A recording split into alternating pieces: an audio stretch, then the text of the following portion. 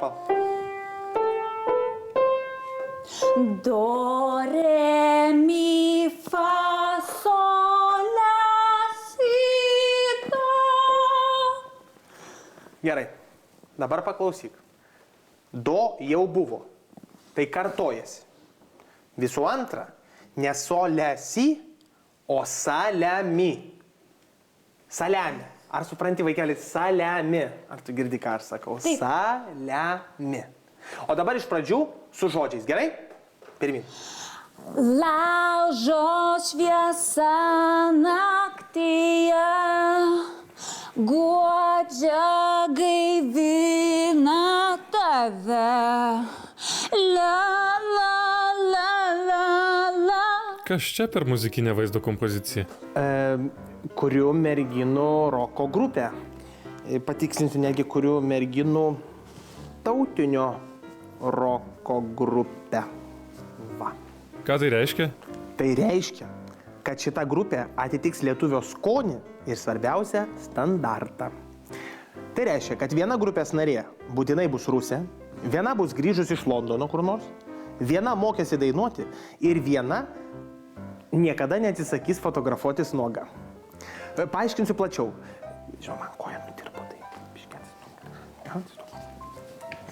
Pastarėk čia. Aiškinu. Kai išpopuliarėjo pupytės, mano mėsininko nervai neišlaikė. Nu kas yra pupytė? Pupytė yra maža pupa, o pupa yra daržovė. Daržovė. Ir dar ne bet kokia, o iš Pietų Amerikos. Todėl visokios pupytės yra egzotiška.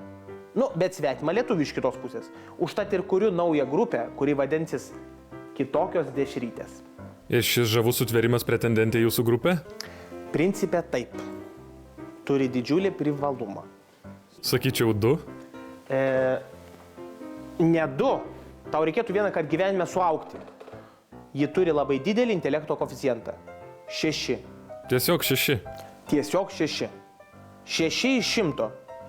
Bet didžiausias trūkumas, ji per gerai dainuoja.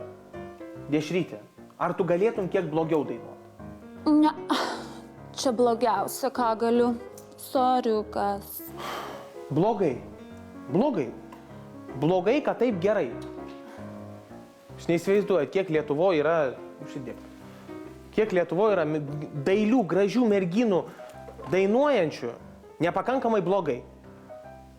Iš vis gal man čia apsimoka ne vieną grupę sukurti, pavyzdžiui, 2, kita vadintusi Lady Sosiskos arba Pop Saradėlės. Gera mintis. O kodėl bus roko grupė? Nu, nes rokas yra trankesnė muzika. Merginos labiau šokinėjasi, ten sukeliojasi visai. Žodžiu, jie žiūrint iš karto užsinori šaltienos. Kaip tik paleidom naują Mes Lietuvos liniją. Tai vad Kitokios dešrytės bus ne tik muzikinis, toks vat, bet ir marketinginis projektas. Reklamuos mano taksi, mano oro linijas ir aišku dešas ir tą šaltieną. Ir svarbiausia mane patį. Būsiu kaip tas prodiuseris Martynas Tyla, garsesnis už visus savo atlikėjus. Nu, mergička, o dabar Highway to Hell. Pasiruošus? Taip. Važiuojam. Ho!